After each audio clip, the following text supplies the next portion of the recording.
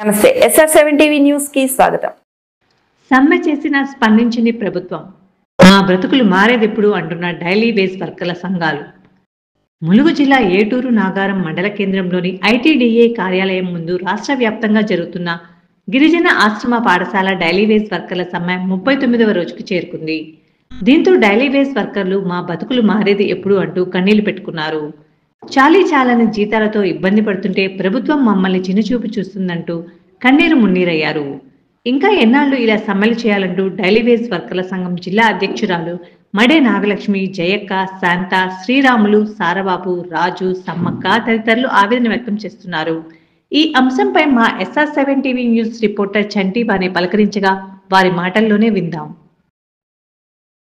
వారికి వెంటనే 64 జీవోను 64 జీవోను 64 జీవోను ప్రభుత్వం మొండి వైఖరి ప్రభుత్వం మొండి వైఖరి ప్రభుత్వం మొండి వైఖరి అవుట్ సోర్సింగ్ వద్దు అవుట్ సోర్సింగ్ వద్దు అవుట్ సోర్సింగ్ వద్దు అవుట్ సోర్సింగ్ వద్దు ప్రభుత్వం మొండి వైఖరి ప్రభుత్వం మొండి వైఖరి 64 జీవోను 64 జీవోను 64 జీవోను డైలీ వర్కర్ల వెంటనే డైలీ వర్కర్ల వెంటనే డైలీ వర్కర్ల ఐక్యత. స్వాగతం. నా పేరు చంటి, ములుగు జిల్లా స్టాఫ్ రిపోర్టర్. ఈరోజు ములుగు జిల్లాలోని ఏటూరు నాగరం ITDA కార్యాలయం ముందు గిరిజన పాఠశాల డైలీ వేజ్ వర్కర్సు ఈరోజు 39 రోజులు నిరసన సమ్మె చేయడం జరిగింది. ఈ రోజుకి 30 రోజు 9 పూర్తి చేసుకున్నారు. అయితే ఇక్కడ అధ్యక్షులు వాళ్ళు ఉన్నారు, వాళ్ళతో మిగతా సమాచారం తీసుకుందాం. చెప్పండి అమ్మా, మీరు ఏ హాస్టల్ నుండి చేస్తారు, ఎన్ని సంవత్సరాల నుండి చేస్తారు, సమస్యలు ఏంటి? సార్, నా పేరు నాగలక్ష్మి. నేను మంగపేట మండలం సుంచిపల్లి హాస్టల్లో పనిచేస్తా. నేను 30 సంవత్సరాల కానుంచి పనిచేస్తున్నా. మరి మా పని దినాలు 6 గంటలకు పోతే మేము సాయంత్రం 8 అవుతుంది, 9 అవుతుంది. మేము హాస్టల్లో వంటే కాకుండా వంట వేసేది మేమే, గడ్డి ఎక్కేది మేమే, టాయిలెట్లు కడిగేది మేమే, మరి అక్కడున్న గ్రౌండ్ ఊడ్చేది మేమే, మళ్ళీ డ్రైనేజీ కాలువలు కూడా తీసేది మేమే. ప్రతి ఒక్క పని మేమే చేస్తున్నాం. మాకు ఈరోజు నిరవధిక సమ్మె చేపట్టినామంటే మాకు ప్రతి నెల జీతాలు రావట్లేదు. మాకు 6 నెలల కానుంచి వెళ్ళి జీతాలు పెండింగ్ ఉన్నాయి. మరి చేసి చనిపోయిన వాళ్ళు ఉన్నారు. వాళ్ళకు వాళ్ళ దాంట్లో ఒక చనిపోయిన వర్కర్కి కింద వాళ్ళ ఫ్యామిలీల నుంచి వెళ్ళి ఒక మనిషిని తీసుకోవాలనేసి మేము కోరుకుంటున్నాం. కొంతమందిని పెట్టుకున్నారు కానీ వాళ్ళకి ఇప్పటి వరకు 7 సంవత్సరాలైనా కూడా ఇప్పటి వరకు వాళ్ళకు జీతం ఇవ్వలేదు. అట్లనే మరి పర్మనెంట్ అవుతుందని మేము చేస్తున్నాం కానీ మాకు పర్మనెంట్ కావట్లేదు. మాకు అర్హులైన వారికి రెగ్యులర్ చేయాలి, మిగతా వాళ్ళకి టైం స్కేల్ చేయాలి. ప్రతి నెల మాకు జీతాలు రావాలి. మరి మాకు ఉద్యోగ భద్రత అనేది టైం స్కేల్ అయితే ఉద్యోగ భద్రత అనేది ఒకటి ఉంటుంది అనేసి మేము టైం స్కేల్ కావాలనేసి గవర్నమెంట్ దగ్గర నుంచి కోరుకుంటున్నాం సార్. మేము మరి ప్రతి పని కొత్త మెనూ తీసుకొచ్చి పని భారం పెంచిర్రు. మాకు 64వ జీవో తీసుకొచ్చి మాకున్న జీతాలను కూడా కోత పెట్టిండ్రు. మేము ములుగు జిల్లాలో నుంచి 21,000 తీసుకుంటాను. ఇప్పుడు మాకు 11,000 ఇస్తామంటున్నారు. అదే భద్రాద్రి కొత్తగూడెంలో 26,000 తీసుకునే జీతాన్ని వాళ్ళకు 11,000 ఇస్తున్నారు.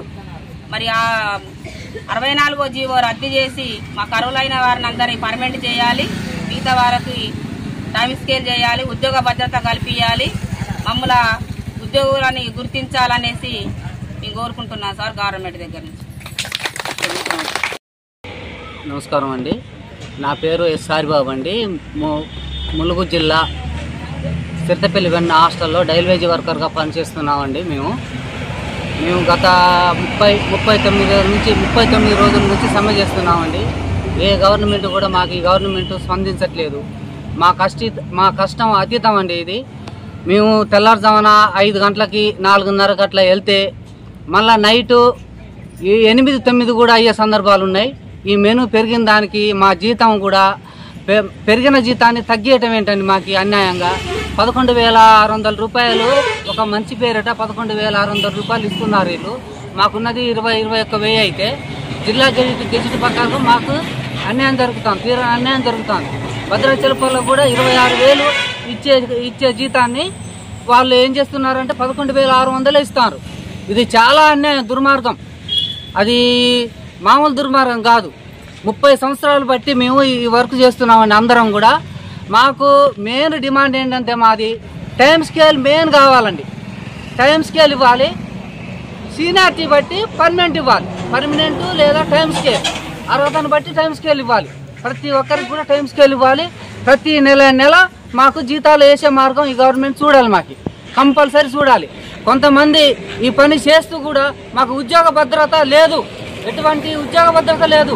మెయిన్ ఏంటంటే చాలా ఏజ్ అయిపోయింది, మొత్తం అందరిది కూడా ఏజ్ అయిపోయిన తాకాలు ఉన్నాయి. ఓపిక లేదు, పని చేయడానికి ఓపిక లేదు, కూర్చోవడానికి ఓపిక లేదు, లేచే ఓపిక లేదు. అందరు కూడా చేసి చేసి చేసి యాస్ వస్తుంది వర్క్. చిత్తపల్లి గవర్నమెంట్ పనిచేసేది నాది ఇప్పటికి 26 సంవత్సరాలు. కానీ మాకు సాలిసాలని జీతంతో ఒకసారి ఏమైందంటే నా పెద్ద బిడ్డకు మంచి హాస్పిటల్కి పోతే మాకెక్కడికి పోయినా కానీ డబ్బులు దొరకలేదు. చాలనంటే మీకు జీతాలా, మీకు 10 నెలలకు జీతాలా, మీకు ఎందుకు ఇవ్వాలంటే నా కూతురు తీసుకొని ఎంబడేస్తే ఉన్న నెల చనిపోతే నేను ఇప్పటికి చనిపోయింది. అదే గుర్తుపట్టాల్సిన మాకైతే జీతాలు లేవు. మాకు అందరికి 30 సంవత్సరాల వాళ్ళకి అందరికీ పర్మనెంట్ చేయాలి, మాకు ఉన్న వాటికి ట్రైనింగ్ చేయాలని నేను కోరుకుంటాను. మాకు జీతాలు పెంచాలని కోరుకుంటాను. ప్రభుత్వం మా కోసం ఎవరు పట్టించుకుంటలేరు. మేమందరం గిరిచాలి, మా కోసం ఎవరు పట్టుకుంటలేరు.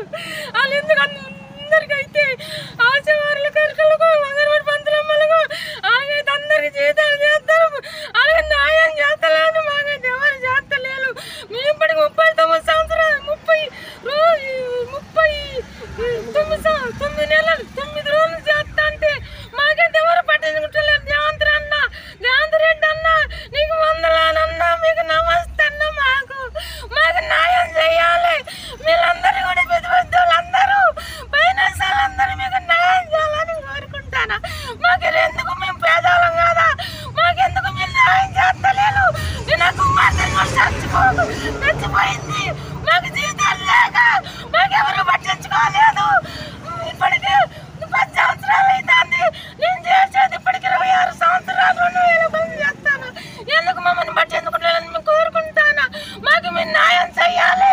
మేము రోజు చేస్తాను, మేమందరం పేదవాళ్ళం. మాకెందుకు మీరు న్యాయం చేస్తలేరని మేము కోరుకుంటాను. మీకు అందరికీ నమస్తే అని మేము కోరుకుంటాను. ఇంత నేను మాట్లాడలేను. ఇక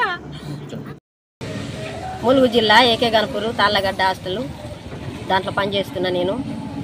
మాకు కష్టము బాధగా ఉన్నది. గవర్నమెంట్ ఏం పట్టించుకోవట్లేదు. పిల్లలు కూడా మాకు పెద్దోళ్ళు అయిపోయి ఉద్యోగాలు లేవు.